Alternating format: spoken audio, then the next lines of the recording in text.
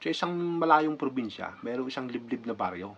Dito sa baryo na to, may balibalita na gumagalang aswang sa tuwing sasapit ng gabi. Itong aswang na to, ipapangalanan ko na lamang na si Pilisilda.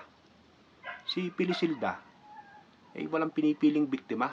Mapabata, matanda, babae, lalaki.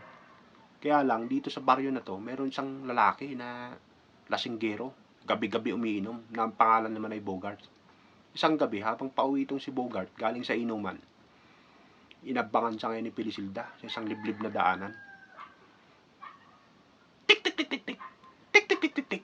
Nung makita niya si Bogart, atat na atat siya ngayon, naatakihin. Sabi ni Bogart, sige nga, bumaba ka nga dito nang makita natin kung sino talagang kumakain ng tao. Dinamba siya ngayon ni Pilisilda.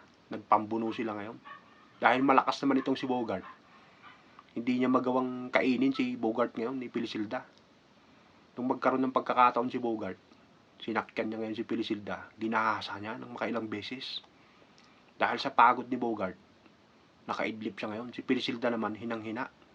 Pinilit niyang makaalis ngayon.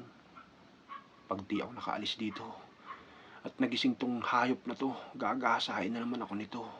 Ngayon, habang papaalis si Pilisilda, tumutunog siya ng tik, tik, tik, tik, tik, tik.